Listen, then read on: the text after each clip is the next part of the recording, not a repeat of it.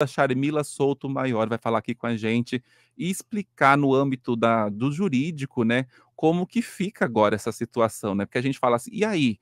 Ela tem, doutora, direito a 50% do que ele adquiriu aí depois que ele foi pro Big Brother? Depende. Tudo depende, né? No direito tudo depende, Cássio. Depende do quê? Se essa união estável ela for reconhecida.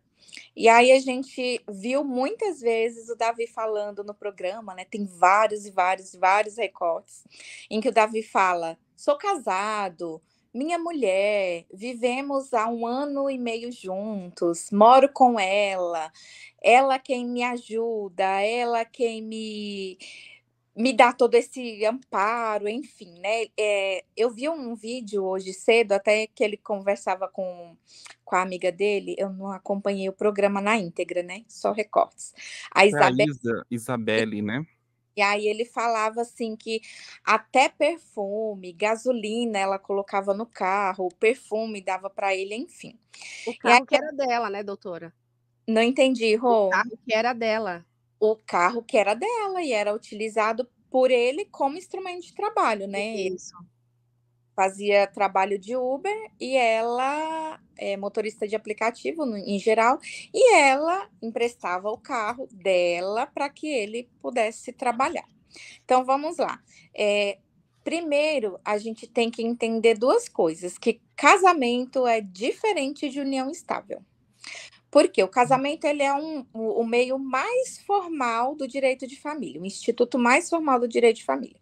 Então, quando a gente decide se casar, a gente vai no cartório, leva o nosso documento, é feito um processo de habilitação todo formal para ver se aquelas duas pessoas que querem se casar não têm nenhum tipo de impedimento. Ok, casam-se e é emitida a certidão de casamento. A certidão de casamento, ela tem fé pública e ela deixa mais claro possível que existe um casamento ali. A união estável, ela já nasce distinta. Por quê? Porque ela nasce informalmente. Aquelas pessoas, elas estão ali juntas, elas têm o intuito de constituir uma família, e aí elas geralmente moram juntas, elas compartilham o mesmo teto, os mesmos ideais. A sociedade vê como um casal, como uma família. A gente até utiliza no direito de família o termo como se casados fossem, porque você não vai sair perguntando: ah, você é casado? Você tem certidão de casamento? Não, mas eu vejo um casal, são marido e mulher. E no tocante a esse caso especificamente, ele mesmo proferia essas palavras. Doutora, mas isso é prova suficiente? Não exatamente.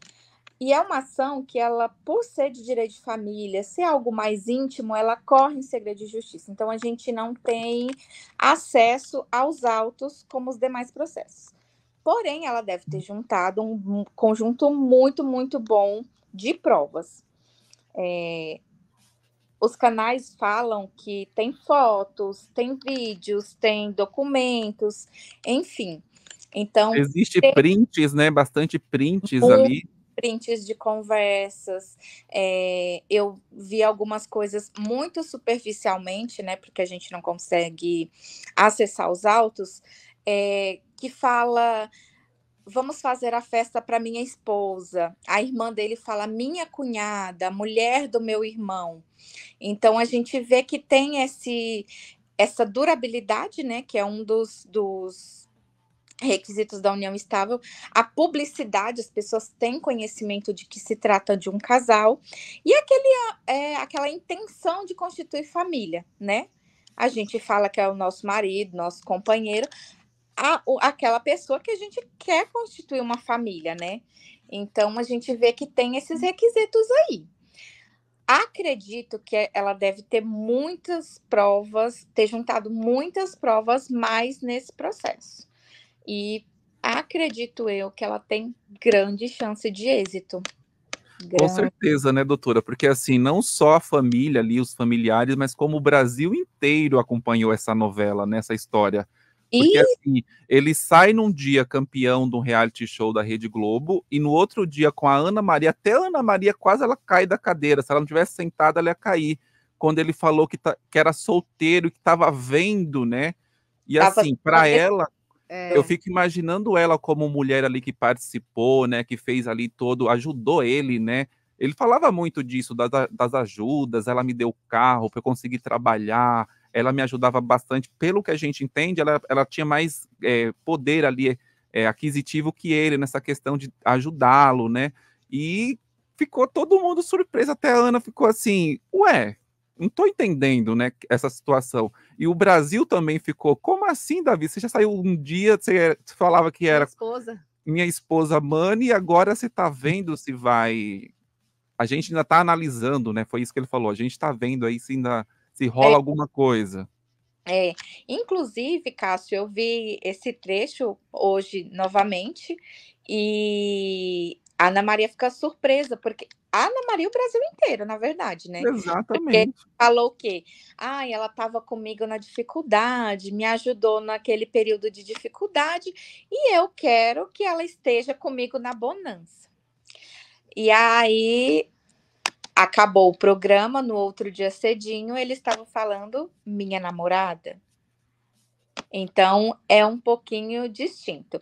E aí tem um instituto que eu acho interessantíssimo falar dele para vocês, que é o namoro qualificado. O que é o namoro qualificado? É um casal do mesmo sexo ou de sexo opostos e que eles têm uma vida comum, mas o instituto de constituir família é gradual, não é como a união estável. E é somente esse detalhe, é bem simples, mas é só esse detalhe que distingue da união estável.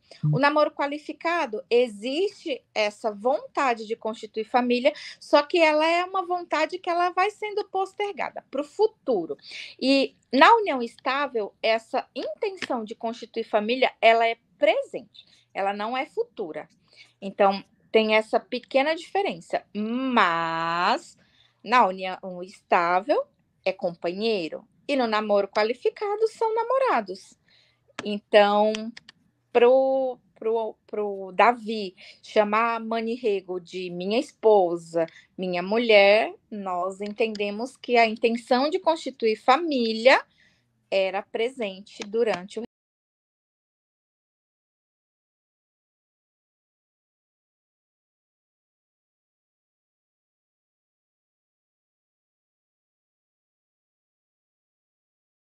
relacionamento. Doutora Charmila, em um momento do que a mídia conseguiu aí de acesso, né, às informações do processo, foi declarado que a Mani solicitou o bloqueio dos pertences, de contas, né, para que ele não recebesse mais nada enquanto estivesse tramitando este processo. Isso pode acontecer de fato? O juiz ele pode dar isso, esse bloqueio?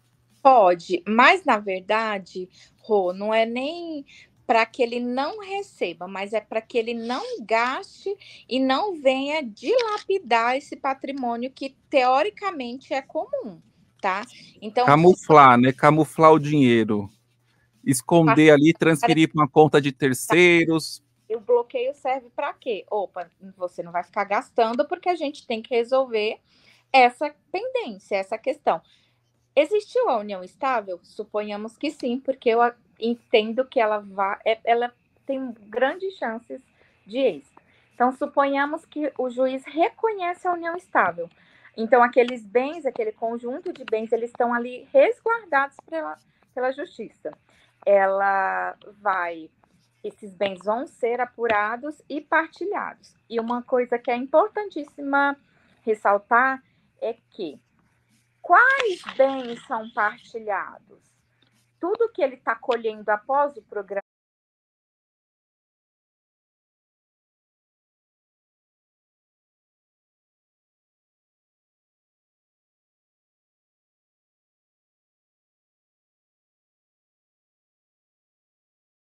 também? Não necessariamente. Por quê? Porque quando a gente entra com uma ação como essa, ação que ela é dupla, ela tem dupla finalidade. O reconhecimento da união estável, sim, era um casal que vivia uma união estável. E a dissolução, olha, nessa data foi dissolvida a união estável. Então, o período por exemplo, ele falava 1 ano e meio, de 1 ano e meio até mais ou menos o término do programa, poucos dias após.